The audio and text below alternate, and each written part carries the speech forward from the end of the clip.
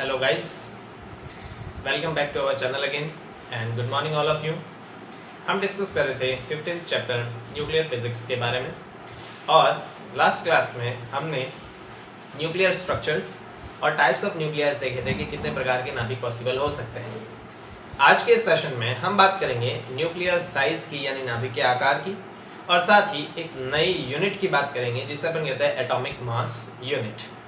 कि atomic mass unit की requirement हमें क्यों पड़ी और किसी एक पर्टिकुलर अमाउंट ऑफ मास से कितने अमाउंट ऑफ एनर्जी रिलेटेड होती है।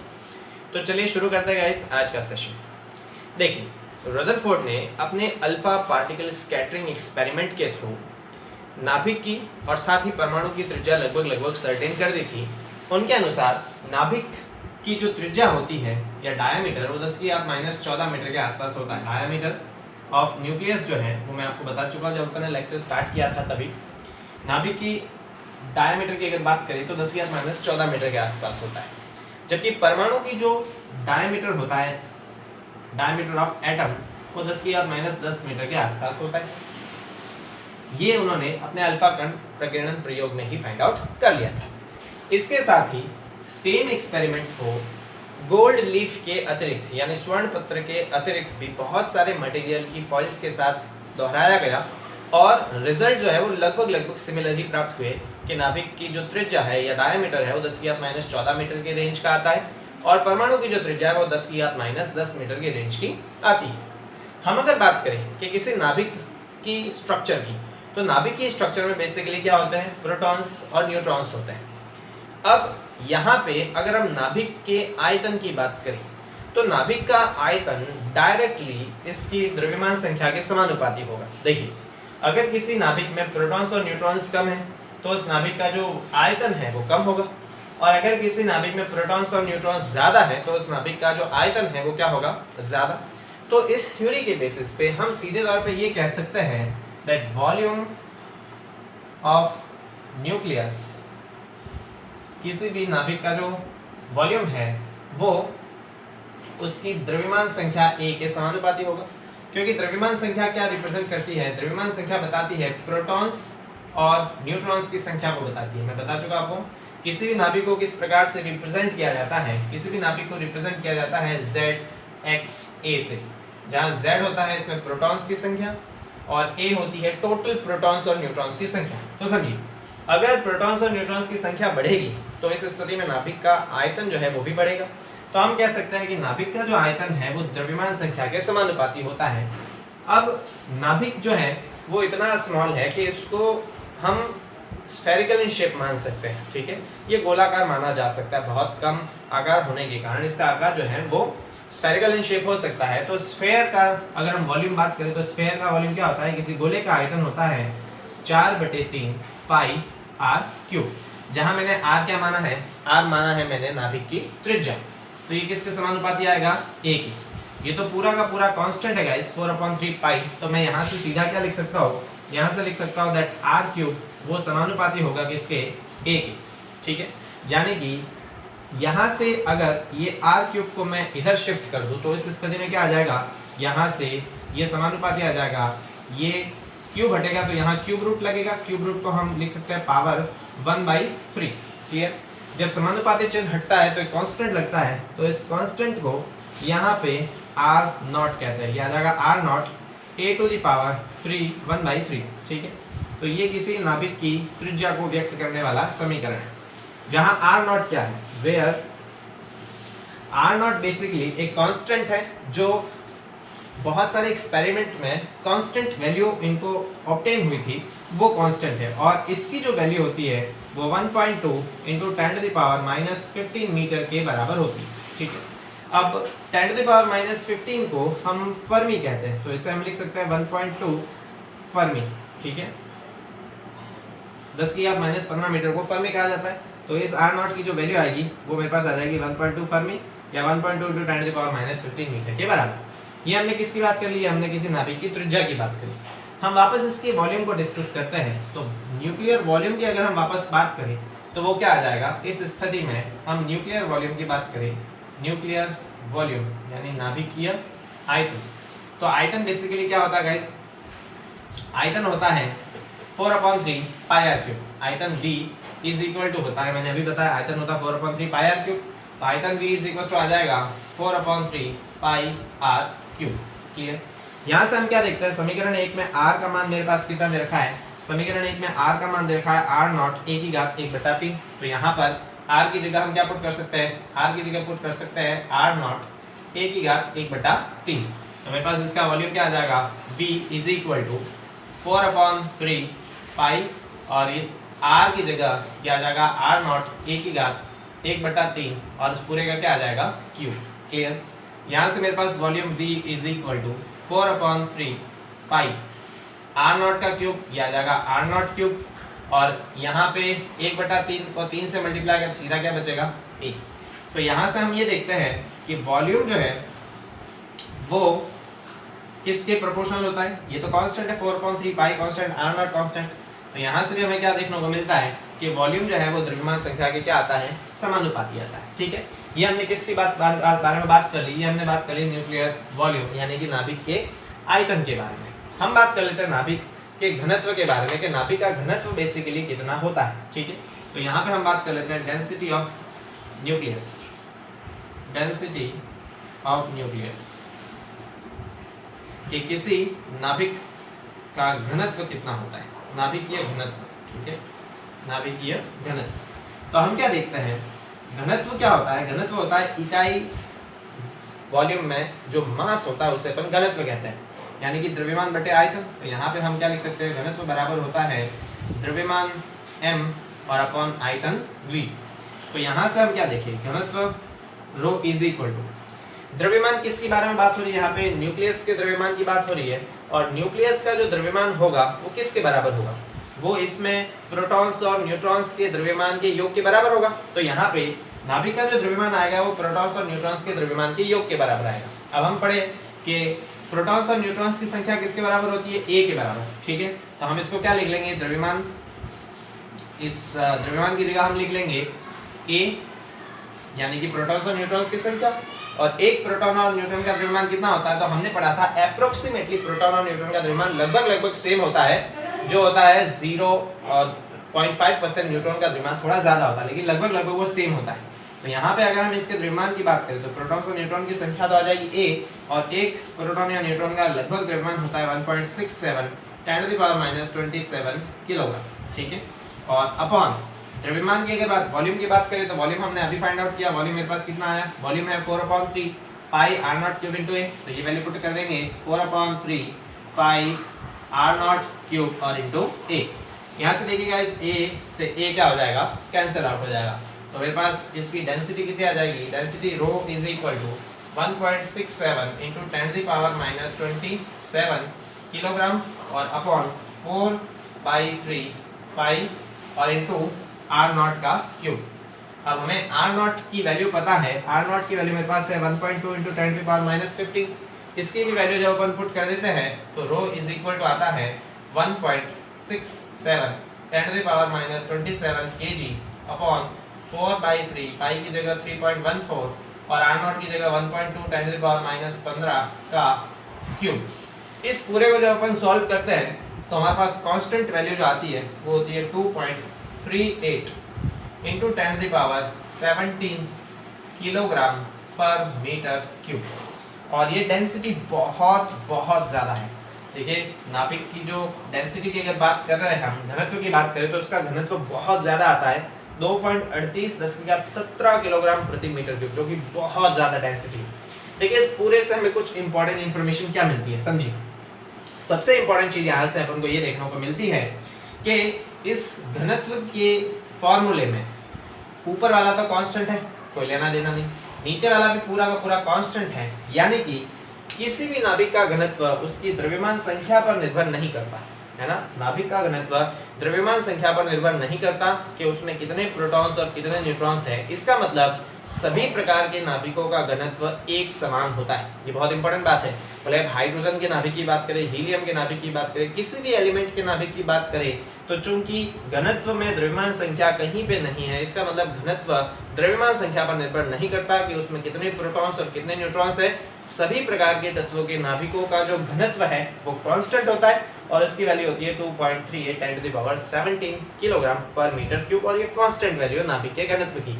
सभी प्रकार के घनत्व नाभिकों का घनत्व यही वैल्यू आएगी। उसके अतिरिक्त अगर हम देखें, एक इंपॉर्टेंट चीज मैं और बता दूं कि जब अपन हाई एनर्जी वाले इलेक्ट्रॉन्स की स्कैटरिंग एक्सपेरिमेंट से रिजल्ट निकालते हैं तो हमें ये पता चलता है कि ये जो नाभिक है, इस नाभिक का घनत्व इसके सेंटर में तो होता है सबसे ज्यादा, और जैसे जैसे नाभिक से अपन सेंटर से बाहर निकलते हैं वैसे वैसे इसके घनत्व में होती है कमी। ये अपन हायर स्टडीज में पढ़ते हैं। उसके साथ ही नाभिक के अंदर जो भी मटेरियल है, जो मैं प्रोटॉन्स और न्यूट्रॉन्स कहता हूँ, लेकिन ये प्रोटॉन्स और न्यूट्रॉन्स भी मैं बता चुका हूँ कि दूसरे प्रकार के पार्टिकल से मिलकर बने होते हैं जिन्हें क्वार्क कहते हैं। तो ये नाभिक के अंदर जो मटेरियल है वो इवनली डिस्ट्रीब्यूटेड नहीं होता है, मतलब एक समान रूप से वितरित नहीं होता है। इसके वितरण में रैंडमनेस होती है। ठीक है, तो इस पूरे का आप स्क्रीनशॉट ले लीजिए और अपने फेयर काम में लिख लीजिएगा। ठीक है, चलिए तो इस पूरे को रफ कर देता हूँ और इससे अपन को क्या कंक्लूजन मिला उसके बारे में हम डील करते हैं। चलिए,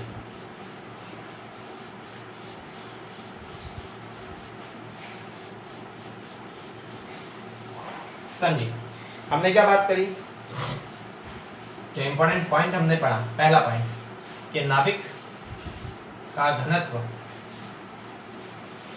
नाभिक का घनत्व द्रव्यमान संख्या पर निर्भर नहीं करता। द्रव्यमान संख्या A पर निर्भर नहीं करता, निर्भर नहीं करता। द्रव्यमान संख्या A पर निर्भर नहीं करता है। इसका मतलब सभी प्रकार के एलिमेंट्स के नाभिकों का जो घनत्व है वो एक समान होता है, अर्थात समस्त तत्वों के नाभिकों का घनत्व, समस्त तत्वों के नाभिकों का घनत्व, नाभिकों का जो घनत्व है वो एक समान होता है, एक समान होता है। ठीक है, ये पहली बात कर ली। दूसरी बात, नाभिक का घनत्व उसके सेंटर में सबसे ज्यादा होता है और बाहर बढ़ने पर घनत्व में कमी होती है।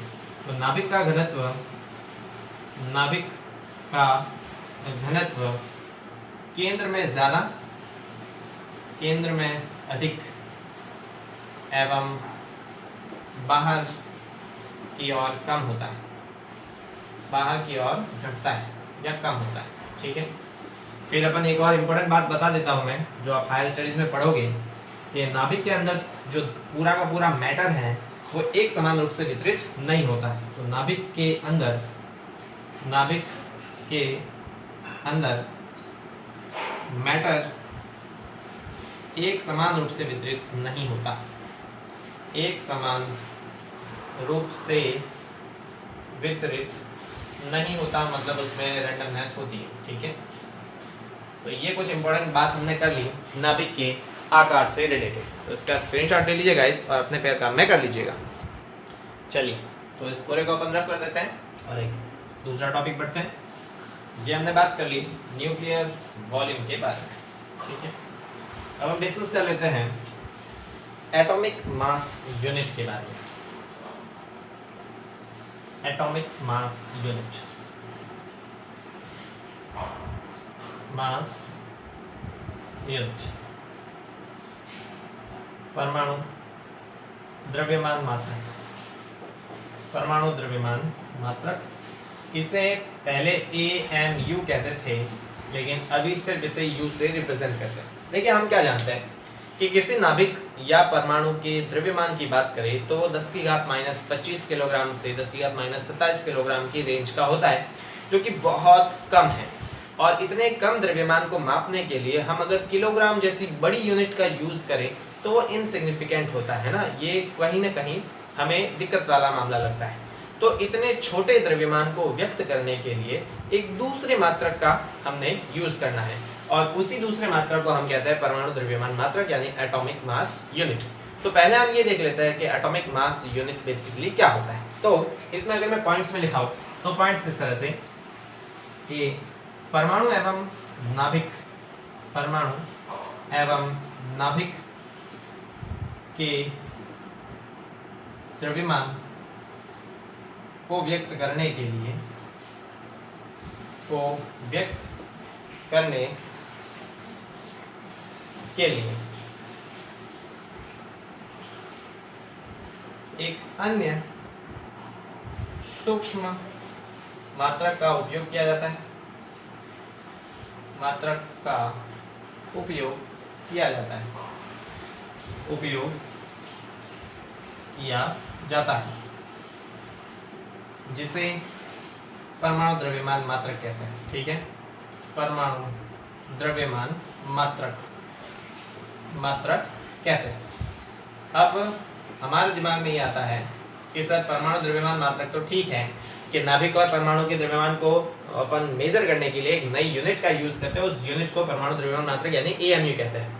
लेकिन इसकी डेफिनेशन कैसे होगी? जैसे 11th क्लास में आप पढ़ते हो कि 1 किलोग्राम की क्या डेफिनेशन होती है, 1 मीटर की क्या डेफिनेशन होती है, मतलब 1 किलोग्राम किसके बराबर होता है या 1 मीटर किसके बराबर होता है ना, 1 कैंडेला किसके बराबर, 1 मोल किसके बराबर। तो इसी तरह हम इस मात्रक का यूज तो करेंगे, लेकिन ये मात्रक किसके बराबर होगा, मतलब 1 AMU का मात्रक या 1 AMU कितने किलोग्राम के बराबर होगा, उसकी क्या वैल्यू होगी। तो हम 1 AMU की यहाँ पे डेफिनेशन देख लेते हैं। ठीक है, so we are gonna discuss about the definition of 1 AMU यानी एक परमाणु द्रव्यमान मात्रक किसके बराबर होगा।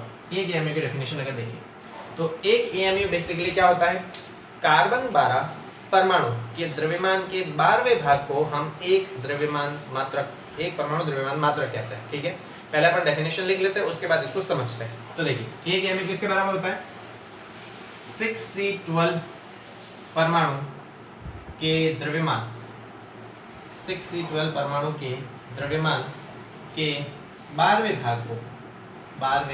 भाग को एक AMU कहते हैं, एक AMU कहते हैं।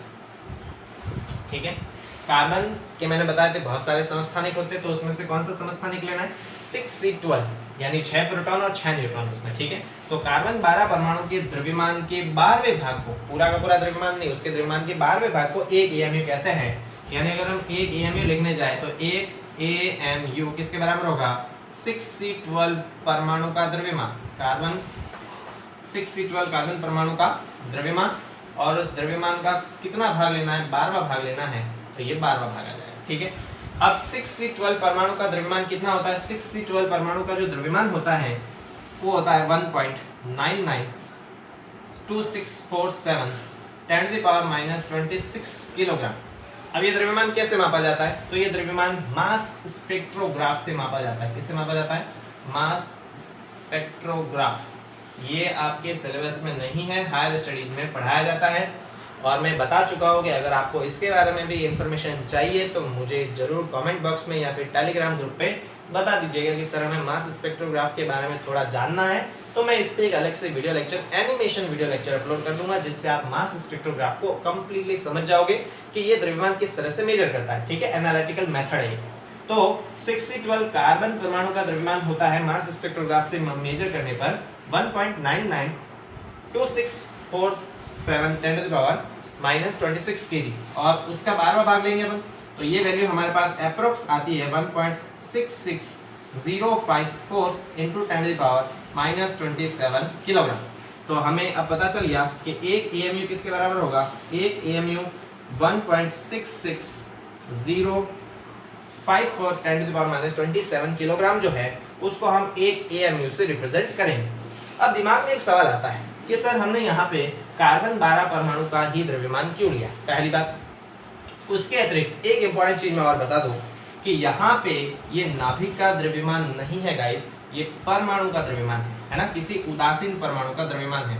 और इसका ये मतलब है कि ये जो एक AMU है, ये एक AMU किसके द्रव्यमान को व्यक्त कर रहा है, ये प्रोटॉन्स और न्यूट्रॉन्स के साथ साथ इलेक्ट्रॉन्स के द्रव्यमान को भी इसमें ऐड किया गया। ये याद रखिएगा, ये केवल नाभिक का द्रव्यमान नहीं है, ये Z इलेक्ट्रॉन्स का द्रव्यमान भी इसी में ऐड है। तो इंपॉर्टेंटली ये केवल और केवल नाभिक का द्रव्यमान नहीं है, परमाणु का द्रव्यमान है, यानी इसमें प्रोटॉन्स और न्यूट्रॉन्स के साथ साथ इलेक्ट्रॉन्स का द्रव्यमान, जो कि भले नेग्लिजिबल है फिर भी इसमें ऐड है। दूसरी बात कि यहाँ पे कार्बन 12 ही क्यों लिया गया, क्वेश्चन ये आता है सर यहाँ पे हाइड्रोजन क्यों नहीं लिया, हीलियम क्यों नहीं लिया।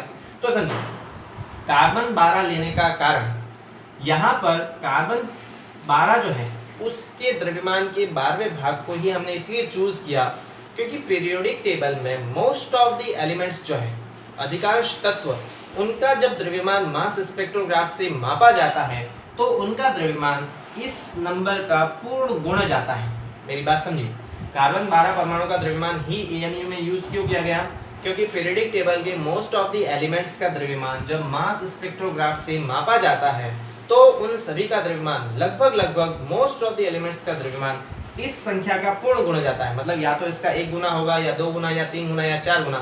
और इसी कारण हमने यहाँ पे कार्बन 12 परमाणु द्रव्यमान यूज किया है। अन्यथा हम किसी दूसरे एलिमेंट का लेते हैं जिसके द्रव्यमान का पूर्ण गुणज होता है किसी दूसरे एलिमेंट्स के द्रव्यमान। तो कार्बन 12 परमाणु का द्रव्यमान ही लेने का कारण है most of the periodic table के एलिमेंट्स का मास स्पेक्ट्रोग्राफ से द्रव्यमान मापने पर उनका द्रव्यमान कार्बन 12 परमाणु द्रव्यमान के 12वें भाग के पूर्ण गुणज के रूप में प्राप्त होता है। मतलब इसका ही 1 गुना आता है, या 2 गुना, या 3 गुना, या 4 गुना। इसीलिए हमने इस परमाणु का यूज किया। लेकिन क्या सर सभी का आता है? नहीं, बिल्कुल सभी का नहीं आता। एक्सेप्शन केस भी हर जगह पॉसिबल होते ही है। यहाँ एक्सेप्शन की अगर बात करें, पहले में अपन इसकी बात कर लेते हैं कि अगर अपन हाइड्रोजन की बात करें तो हाइड्रोजन का जब द्रव्यमान की बात करेंगे तो हाइड्रोजन के द्रव्यमान को सीधे अपन क्या लिखते हैं? 1 AMU लिखते हैं। मतलब हाइड्रोजन के नाभिक का द्रव्यमान की अगर बात करें तो हाइड्रोजन के नाभिक का द्रव्यमान कार्बन 12 परमाणु द्रव्यमान के 12वें भाग के ही बराबर आता है। हीलियम की बात करें तो हीलियम में कितना आ जाएगा? हीलियम को अपन क्या लिखते हैं? 2He4। मतलब इसमें कितने प्रोटॉन्स और न्यूट्रॉन्स है? 4। और इसका द्रव्यमान हम कितना लिखते हैं? इसका द्रव्यमान हम लिखते हैं 4 AMU, या सीधे हम 4U लिख देते हैं ना। यानी कि हीलियम के नाभिक का द्रव्यमान इसका 4 गुना प्राप्त होगा। ठीक है। इसी प्रकार अगर लिथियम की बात करें, ठीक है, तो लिथियम का द्रव्यमान कितना आ जाता है? लिथियम का द्रव्यमान 7U के बराबर आता है। मतलब लिथियम के नाभिक का द्रव्यमान इस संख्या का 7 गुना होगा। मतलब ये पूर्ण गुणज होगा। लेकिन इसके एक्सेप्शन की बात करें तो एक्सेप्शन में आता है, वो आता है 17 क्लोरीन 35। ये 35 नहीं होता बल्कि 35.46U के बराबर आता है। मतलब क्लोरीन नाभिक की अगर बात करें तो क्लोरीन परमाणु या क्लोरीन नाभिक का जो द्रव्यमान है वो इसका पूर्ण गुणज नहीं होता है, बल्कि पूर्ण गुणज से थोड़ा ज्यादा होता है। 35.46U के बराबर होता है। मतलब इसका 35.46 टाइम्स होता है। तो ये होता है परमाणु द्रव्यमान मात्रा। परमाणु द्रव्यमान मात्रा क्या? कि परमाणु के या नाभिक के द्रव्यमान को व्यक्त करने के लिए जो छोटी यूनिट अपन यूज करते हैं उससे अपन परमाणु द्रव्यमान मात्रा कहते हैं। अब परमाणु द्रव्यमान मात्रा किसके बराबर होगा? तो कार्बन 12 परमाणु का जो द्रव्यमान है उसके 12वें भाग के बराबर होगा। और इसकी वैल्यू ये आ जाएगी 1.6604 × 10⁻²7। यही लेने का कारण क्योंकि most of the periodic table के एलिमेंट्स का द्रव्यमान इसका पूर्ण गुणज होता है। एक्सेप्शन खूब सारे मिल जाएंगे। जैसे मैंने एक्सेप्शन की बात करनी यहाँ पे क्लोरीन की। ठीक है, तो ये भी आप अपने पैरा में लिख लीजिएगा, इसका स्क्रीनशॉट लीजिए।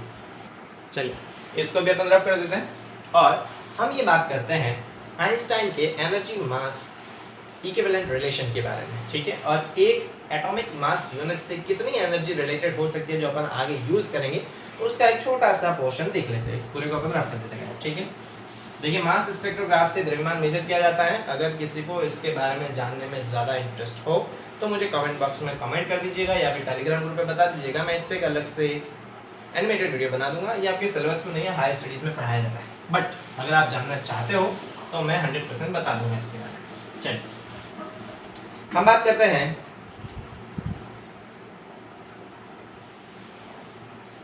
आइंस्टाइन्स एनर्जी मास इक्विवेलेंट रिलेशन। ठीक है, आइंस्टाइन्स एनर्जी मास इक्विवेलेंट रिलेशन। देखिए हालांकि ये रिलेशन भी मैं डायरेक्ट यहाँ पे बताऊंगा क्योंकि स्पेशल थ्योरी ऑफ रिलेटिविटी को जानने के बाद ये कंसेप्ट हमें पता चलता है। लेकिन आपको बहुत अच्छे से पता है कि जब अपन एनर्जी मास इक्विवेलेंट रिलेशन की बात करते हैं तो हम लिखते हैं E = mc²। यानी अल्बर्ट आइंस्टाइन के ऊर्जा द्रव्यमान समतुल्यता सिद्धांत के अनुसार किसी भी ऊर्जा को, ऊर्जा जो है वो द्रव्यमान का ही एक रूप है या द्रव्यमान ऊर्जा का ही एक रूप है, ऊर्जा को द्रव्यमान में और द्रव्यमान को ऊर्जा में परिवर्तित किया जा सकता है। अब इसके अकॉर्डिंग m द्रव्यमान के किसी पार्टिकल से रिलेटेड ऊर्जा किस प्रकार से दी जाती है, तो m द्रव्यमान के किसी पार्टिकल से रिलेटेड जो एनर्जी होती है वो होती है एनर्जी = मास और इनटू स्पीड ऑफ लाइट का स्क्वायर। यानी कि E = मास को m और स्पीड ऑफ लाइट को c²। ये ऊर्जा द्रव्यमान समतुल्यता संबंध कहलाता है कि m द्रव्यमान के किसी पार्टिकल से रिलेटेड ऊर्जा किस प्रकार से दी जाती है वो होती है E = mc²। ये ऊर्जा द्रव्यमान समतुल्यता सिद्धांत कहलाता है। यानी ऊर्जा को द्रव्यमान में और द्रव्यमान को ऊर्जा में बदला जा सकता है। फिलहाल केवल आप ये समझिए। ठीक है, क्योंकि ये स्पेशल थ्योरी ऑफ रिलेटिविटी से रिलेटेड है और इसका भी आपके यहाँ पे इतना ज़्यादा कोई काम नहीं है, हम केवल इसका यूज़ करेंगे यहाँ पे। तो समझिए अगर E is equal to mc² होता है, यानी प्रत्येक द्रव्यमान से कुछ न कुछ अमाउंट ऑफ एनर्जी रिलेटेड होती ही होती है, तो हम ये जानने का प्रयास करेंगे कि एक एटॉमिक मास यूनिट से कितनी एनर्जी रिलेटेड होती है। ठीक है, हम क्या जानने का प्रयास करेंगे कि एक एटॉमिक मास यूनिट से कितनी एनर्जी रिलेटेड होती है। तो यहाँ पे हम देखते हैं एनर्जी रिलेटेड टू, ये इंपॉर्टेंट है अभी मैं जो बता रहा हूँ, ठीक है, क्योंकि ये हम न्यूमेरिकल क्वेश्चंस में इसका डायरेक्ट यूज़ करेंगे और बाकी जब नाभिकीय विखंडन, नाभिकीय संलयन पढ़ेंगे तभी इसी का डायरेक्ट यूज़ करेंगे।